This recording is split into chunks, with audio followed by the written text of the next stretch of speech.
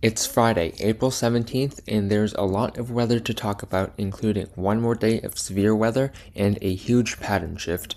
Now it's time for weather. Let's get right into the video. First, let's start off by talking about the severe weather for tomorrow, Saturday, April 18th. There is an area in the Great Lakes region and interior Northeast with a slight risk of severe weather covering states like Ohio, West Virginia, Pennsylvania, and New York.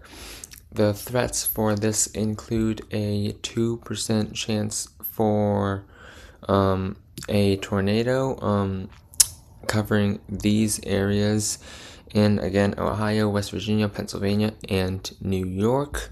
And there is a slight wind threat with a 15% chance of wind in these areas again. And the hail threat is not overly big, with only a 5% chance of hail in this area in the upper Midwest and this small area in Texas. Now let's talk about the radar over the next few days, and this is the radar for tonight, Friday, April 17th. There is widespread severe weather tonight, and a lot of tornadoes, hail, damaging wind is expected throughout the night in this circled area. And heading through the night, we can see it just spread south and east. And by Saturday afternoon, we can see a huge line of showers and thunderstorms from Texas all the way up through New York and into Canada. Moving forward, we can see just some showers and thunderstorms staying in this same general area for a good 12 hours or so. And we do pay attention to this area, as this area is dealing with drought, but it's not going to get a significant amount of rain. Moving on, we have something interesting going on here.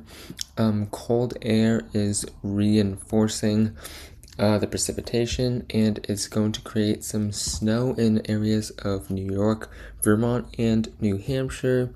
Not a lot of snow. Again, it is mid to late April, so not a lot of snow, and as it moves through New England, maybe dropping an inch or so of snow with cold air following the system. Moving forward, we can see just general scattered showers and thunderstorms near and around Texas, and some rain moving into California from a system from the Pacific. But other than that, everything else looks pretty fine. Now let's take a look at the huge change in the pattern over the next few days, starting tonight. Okay, so this is 8 p.m. on Friday. We can see a huge temperature gradient, which is where the thunderstorms will set up. The thunderstorms will be just right in front of the front. And shifting to the east, we can see very warm here in Texas and very cold here into the mountains.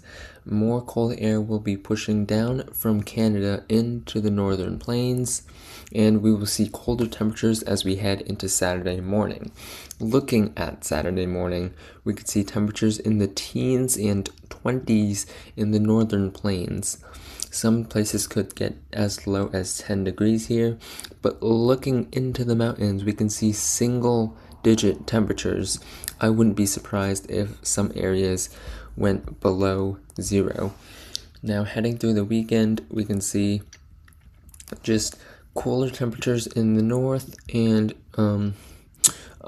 warmer than average temperatures in the south. And daytime highs in the south are getting near 90.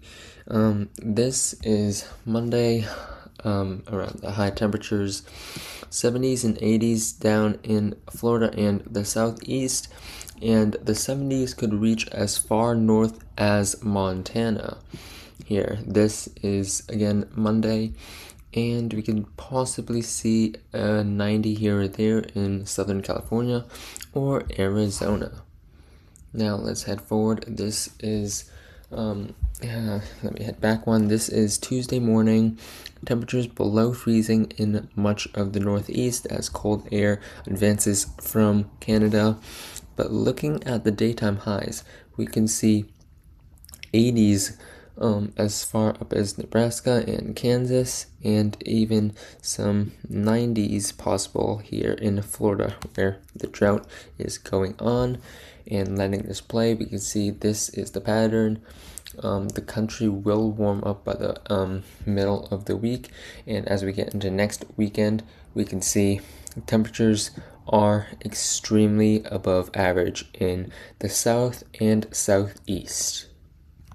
Thank you so much for watching until the end. If you like the content, be sure to like, comment, share, and subscribe.